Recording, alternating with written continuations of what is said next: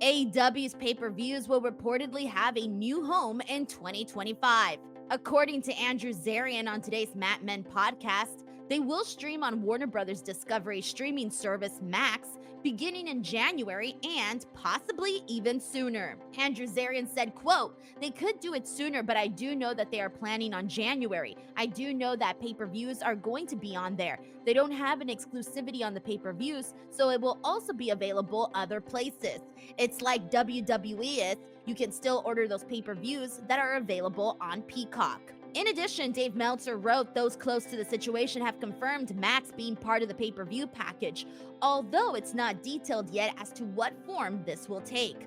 Longtime sports business journalist John Ron reported recently that AEW and Warner Bros. Discovery are set to announce a new media rights deal as early as next week. During a recent appearance on Busted Open Radio, Tony Khan wouldn't confirm the reports but did say he's certain AEW will be on TBS and TNT for a long time. To which he said, "I know they have been reporting things that are very interesting. There are a lot of reports and rumors I have not confirmed, and Warner Bros. Has not confirmed anything officially," adding that he has not leaked any info. He then went on to say, "I think we have a really exciting future there. I can say with 100% certainty, AEW and TBS and TNT are here to stay for a long time." Some more AEW news. After not having wrestled since last December, Miro has reportedly requested his release from All Elite Wrestling. Fightful first reported the news on Friday, adding that he had signed a 4-year extension in the spring of 2022 after inking an initial 2-year deal in September 2020. The impetus for why the request has come now is unknown. The outlet noted there was consideration for Miro to be in the Casino Gauntlet match at August's All In, and that he had pitched working with Jon Moxley earlier this year. The 38-year-old has been used sparingly since the start of 2022, wrestling just 11 times with no appearances this year. His last match took place at World's End in December 2023 when he defeated Andrade El Idolo in the latter's final AEW match before returning to WWE. Now reportedly healthy, the former TNT champion said this past April that he was recovering from both a shoulder and elbow injury suffered in late 2023 that he finally addressed in January. In the same interview, he said AEW head Tony Khan was great, creative, and that he's always thinking about how to get things better. Miro debuted with AEW during the pandemic era, making his in-ring debut in September 2020 as part of a team with Kip Sabian and Penelope Ford.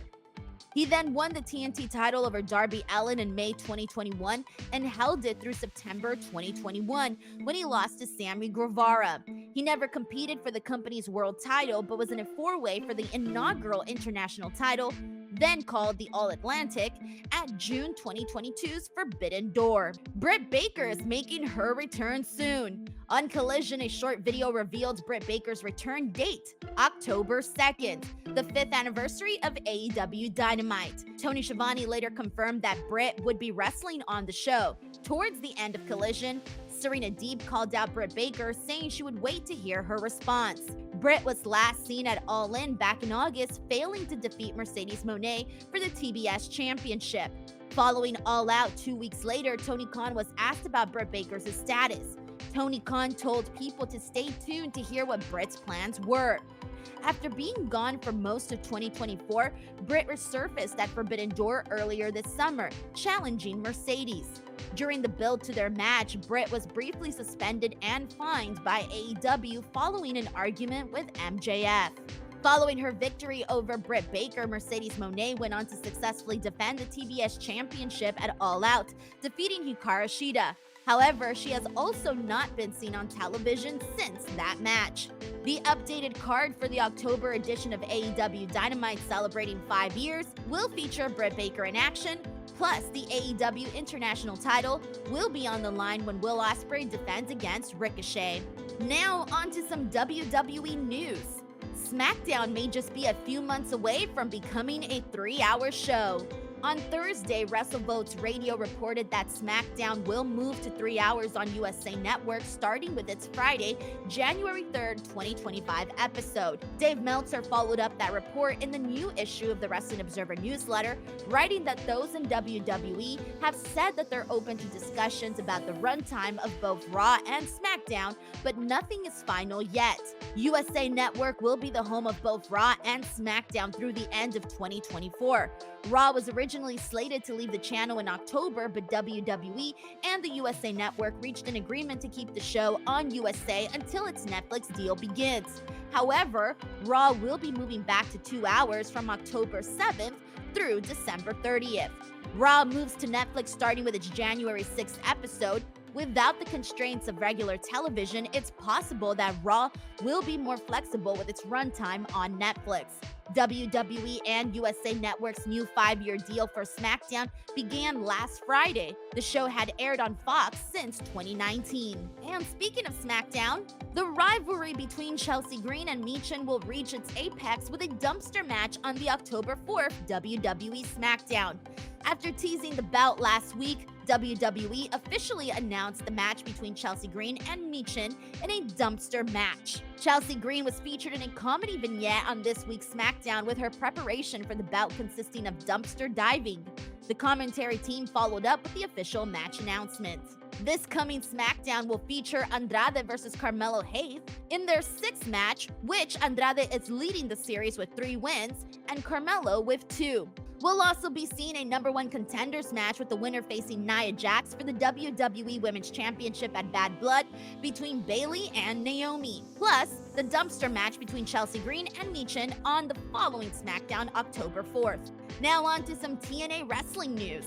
This year in wrestling has certainly come with a lot of surprises and some major headlines, with one of those being the brand collaboration between TNA Wrestling and WWE. From Jordan Grace's entry into the 2024 Royal Rumble to Joe Hendry generating millions of views on social media for WWE to different wrestlers popping up on each other's programming, the NXT-TNA collaboration has been making headlines. Someone who has seen both sides of that is former 2-time TNA World Champion Eric Young, who also worked with WWE from 2016 through 2020. He briefly returned in November 2022 before being granted his release in April 2023 due to his reluctance to work under Vince McMahon once Endeavor came into the picture.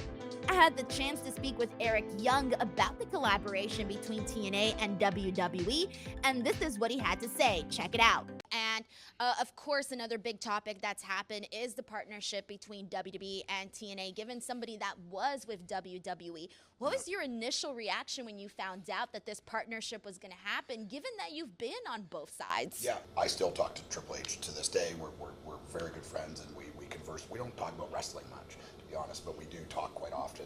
But it doesn't come as any surprise. Like, it's good for both sides. What it really is good for is pro wrestling, is because it has people thinking, it has people talking, like, oh, what if this person shows up or that person shows up? And it's like, I liken it to, I'm a bit of a comic nerd, so they had this series of what if comics, and what if the Hulk fought under, Wolverine, or what if Swamp Thing teamed up with so-and-so. So it was kind of like fantasy booking. Well, that's happening in real time, in front of our eyes, and I think really that this is just the tip of the iceberg, right? It's cool now, but we're really just seeing the beginning, the genesis of it. So the thought of, like, already we've seen Joe Hendry showing up on NXT, that does a lot for them. Joe Hendry is one of the most popular wrestlers in the entire world right now. Him showing up on their show adds legitimacy to their show, because it is populated by a lot of young, inexperienced people. I've been young and inexperienced. You can't gain experience by not doing it. So, but they're learning as they go, and having people like Kazarian and even now they had Hammerstone and Jordan Grace showing up several times. That only adds to them. Them coming over to us and us being in a partnership only adds to our show. And what it does is it has people's interest, and it has people talking about what could happen. And the beautiful thing is it could happen. It's not just a conversation, it's real. So it's a really cool thing to be part of. It doesn't come to any surprise to me that those guys are in control, and now this is happening. It's a joint venture, a joint business agreement that is beneficial to both sides. And for it to not be happening would be foolish. So yeah, it's great. One of the other topics that I asked Eric Young about was what he believes is powering the run, which has been including a lot of sellouts for TNA. This year alone, we have seen June's Against All Odds sellout, Slammiversary in July, Emergence in August, and Victory Road in September. Here's what he had to say about that. TNA has been selling out a bunch of shows. Yep. And wow, it's been really, really cool to see that. So from your perspective, I do want to ask, what do you think has changed? What do you think has been different with the company that has led to all of these recent sellouts? Yeah, and I don't think it's something that's happened just recently. It's this has been going on for 2 or 3 years, maybe longer. It's, you know, doing the right decisions and putting the right people in place and you know, just kind of sticking to what TNA stands for.